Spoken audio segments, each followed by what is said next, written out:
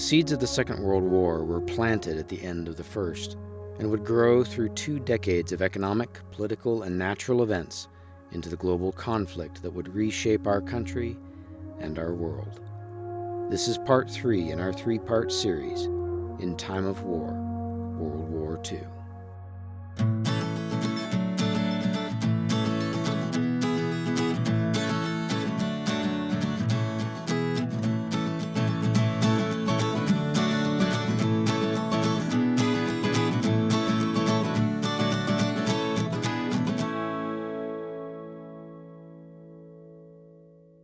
It was a patriotic move to go to become a soldier in World War II, and people signed up immediately. I had an uncle that heard about the bombing of, on the radio of Pearl Harbor. He signed up the next day. And so that's what the patriotic thing was, because according to the family, it was on a Sunday here. They heard about it on the radio. He said, "I'm going." And flagged down the bus the next day along Highway 24 and went join the Marines. So there was that sort of thing. But there was a big patriotic thing going on. We are the Colorado Military Historical Group, and what we're going to do for the next few minutes is demonstrate a few of the World War II era weapons that you probably came out here to see. My name is Nathan Watanabe, Lieutenant Colonel, United States Army, retired. From Colorado Springs. I am part of the Colorado Military Historical Group, and we've been supporting the Tractor and Thresher show for now 3 years. This is the 3rd military show they have. This year it's all World War II. And so half of our group is displaying U.S. historic weapons, uniforms, and equipment. The other half is actually displaying German forces in World War II.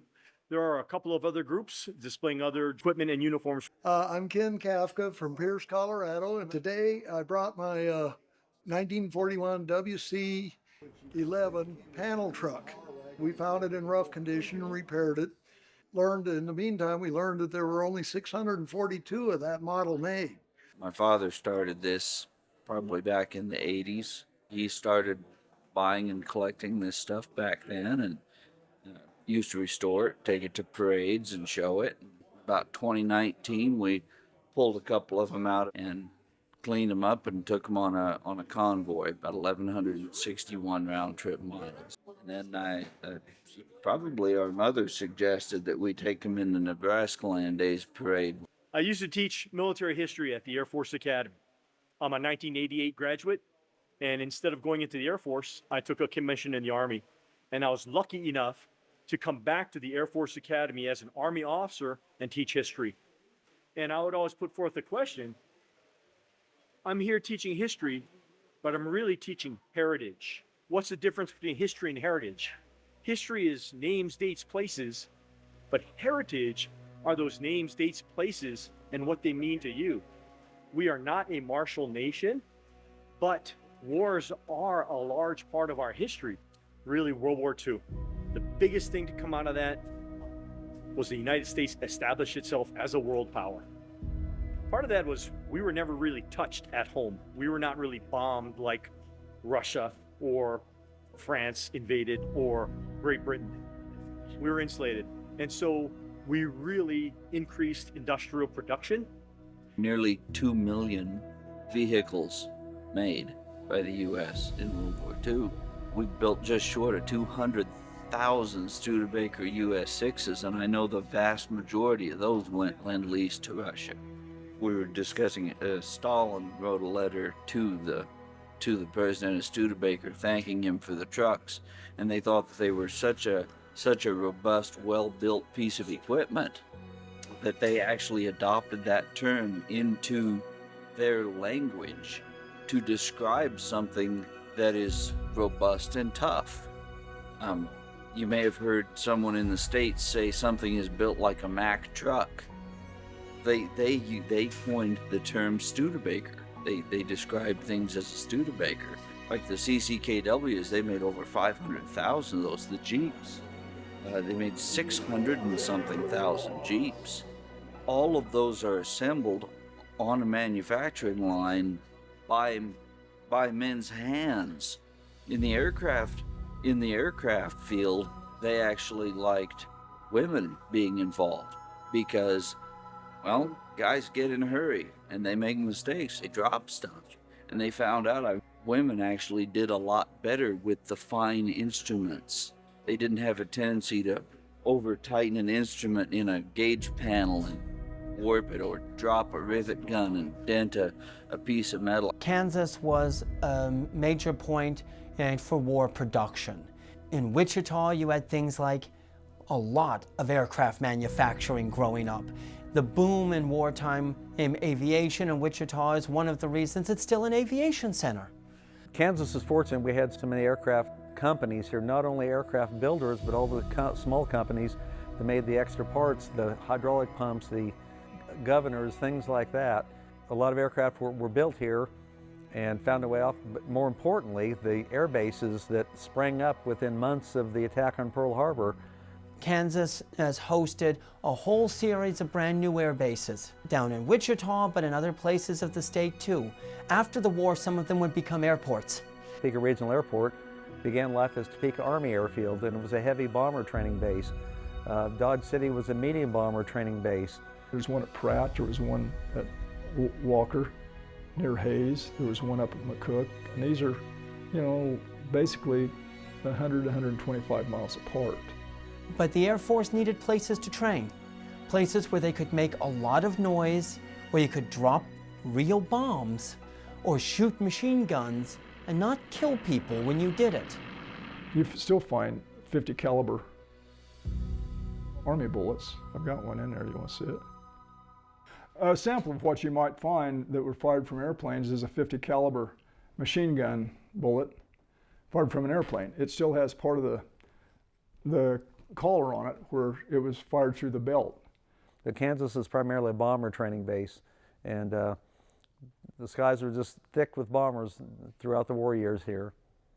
The need for not only pilots and crew members, but everybody on the ground and in the air was such that a lot of people who had been excluded from the military were now included, and that included women and people of color. Women air service pilots, WASPs, were the most famous. Their job was to ferry newly built airplanes from the factory to other places where they're needed, whether it was to a modification center or to a line squadron getting ready to go to war. They freed up a lot of male pilots to go to war. And then, of course, the Tuskegee Airmen, African-American pilots arose. A lot of Kansans were in the Tuskegee Airmen, from as far away as Garden City, Independence, Kansas City, Lawrence, Topeka, all across the state. Kansas played a big role in supporting the armed forces as training sites. You had places like Fort Riley, which had a large physical reserve. During the war years, trained over 125,000 soldiers, and those were numerous camps here. Camp Whitside and also Camp Funston.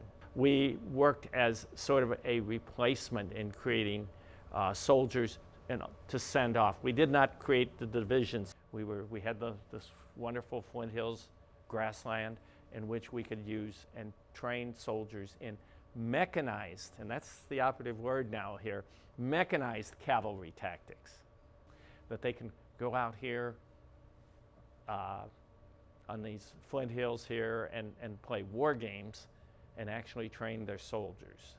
The really interesting thing about Fort Riley is that Fort Riley has always been able to create the task that the Army has given it.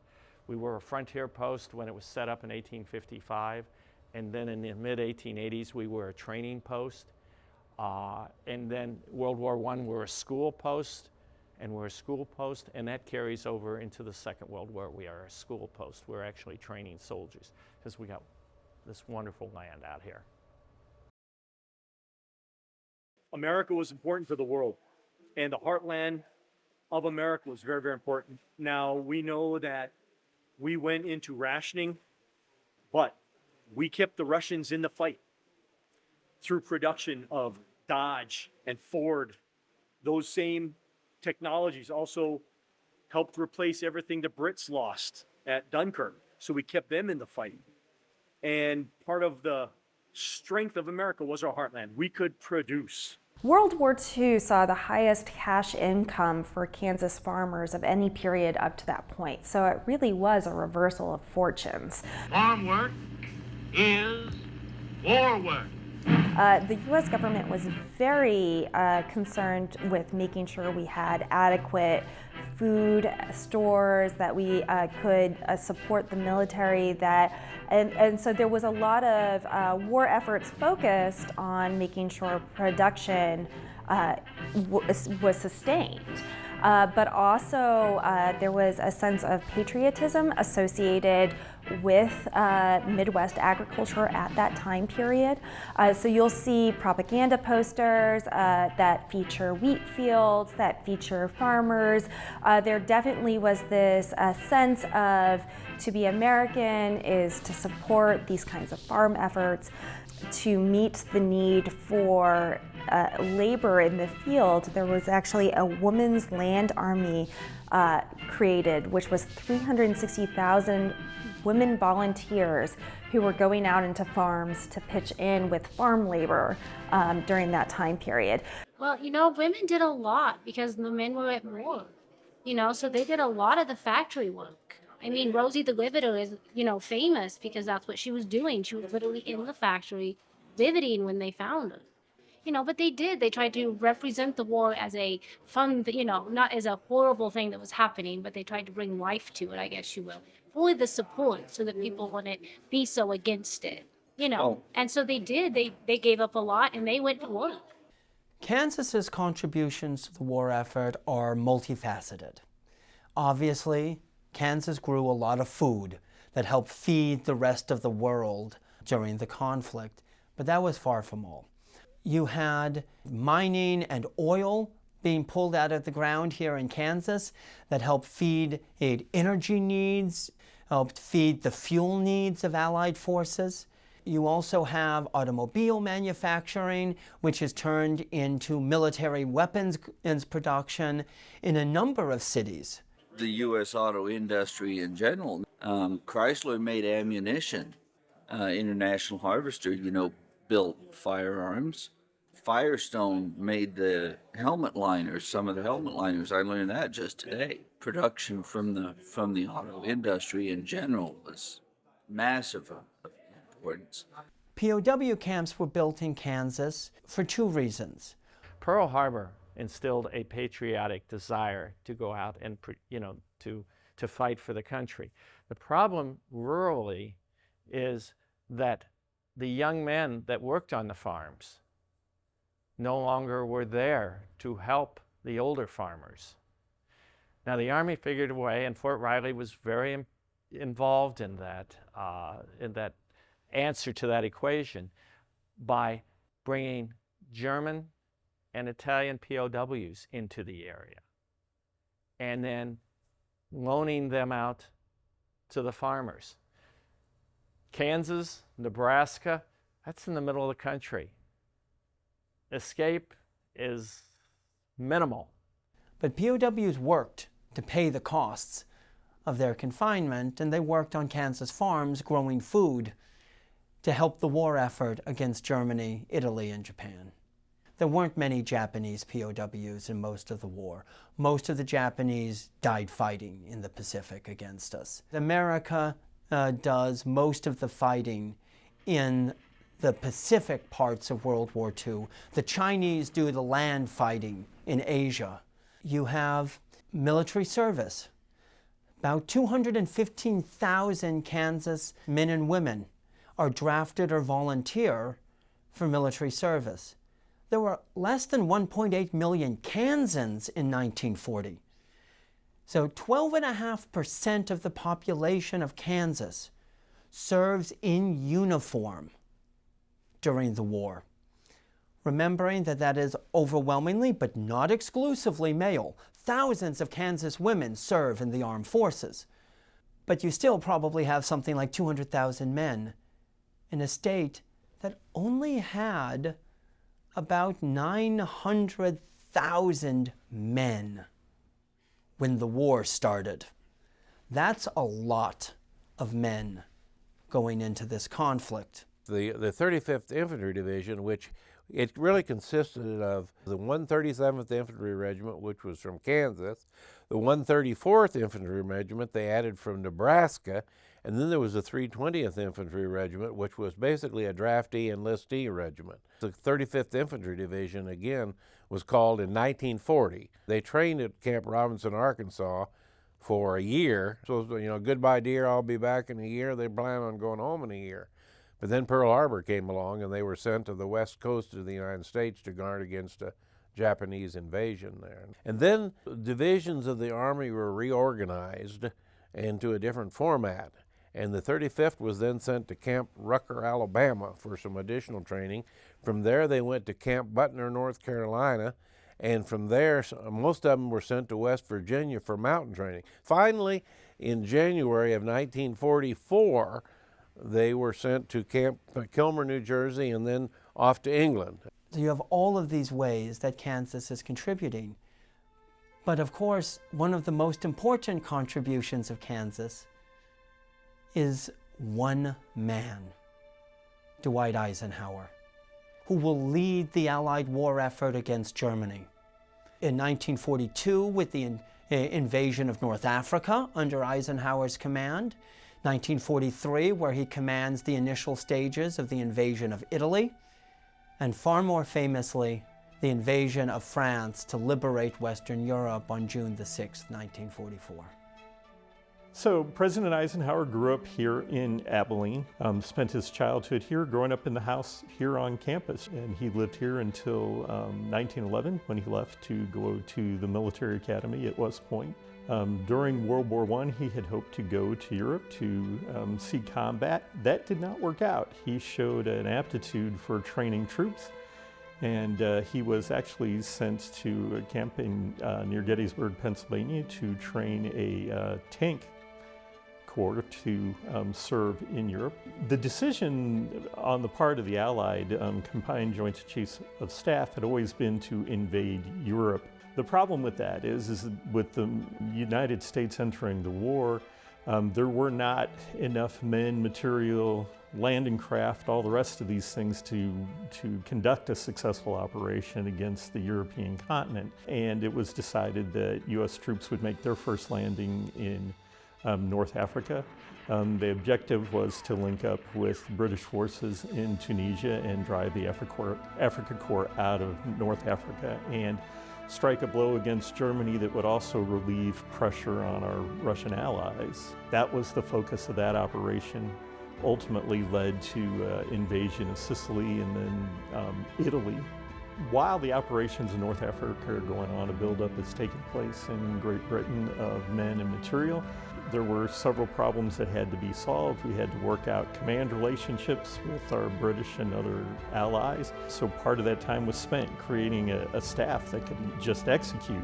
The perception that we wanted to give was that we were not conquerors, we were liberators, and we were going to be people who were going to turn invaded countries back over to their proper governments once the military operations were concluded. So we had to have cooperation from foreign governments, foreign military, obviously the British government playing a primary role in that as well. And then we had to solve the military problems of getting 6 divisions across the English Channel. And then you're trying to manage the largest invasion force ever assembled. So it's not a simple task, even from the point of view of command and control, coordination and logistics. All of that had to fall into place.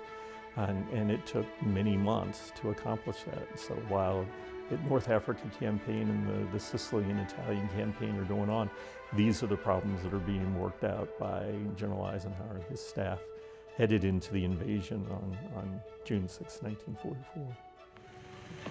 General Eisenhower's order of the day was distributed to every man on board the invading armada.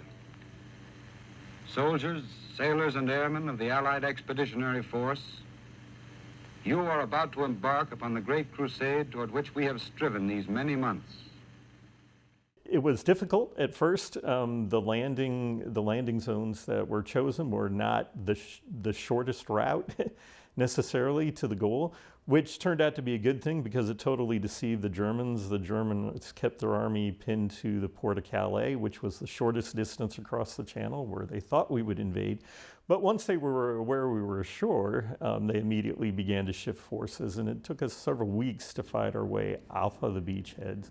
With an armored sweep, we managed to be able to break out of the hedgerow country in Normandy, get into some open country, and made a sweep toward Paris. On July 5-7, the 35th Division landed on Omaha Beach, fought at St. Lo, Mortain, fought their way across France in the summer and the fall of '44 as part of Patton's army. The 35th was one of the divisions that was swung north then through Belgium and to hit to Bastogne. Well, some of them were diverted to a salient to protect the flank.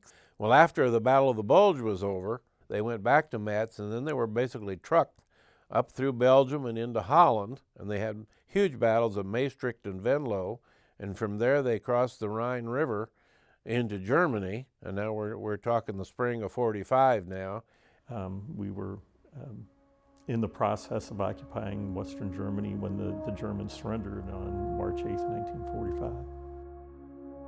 We have received this afternoon a message from the Japanese government in reply to the message forwarded to that government by the Secretary of State on August 11th. I deem this reply a full acceptance of the Potsdam Declaration, which specifies the unconditional surrender of Japan. All of the things that were torn down, physically or politically, had to be rebuilt during or after the war. And so World War II set the ground rules for America after the war and for the world after the war in ways that still shape us today. I think history is important. We cannot forget our history, whether it's the global war on terror for the last 20 years, or World War II, or the American Revolution 250 years ago. We have to remember what made us free, why we're free, and why we're American. I think the outcome of World War II really shaped us today, both economically and politically. Before the war, America had been one of several great powers. That was important in Asia and relevant in Europe, but always at a distance. At the end of the war, America was the most powerful state anyone had seen ever on the global stage. I think as a nation, we all swung in and did our part. It was sort of a unifying effort here in the United States. Everyone did their part. The young men went off to war. The ladies worked in the war factories. Everyone did their part. Rationing was something that was done here. For a lot of Americans and for a lot of people in Britain and or Canada, there's a nostalgia for it because of the memory of unity. Some of that is real, some of that is exaggerated by rosy memories of the past. But there was a sense of everyone working together for victory, an almost universal belief that the war was just and the war needed to be won.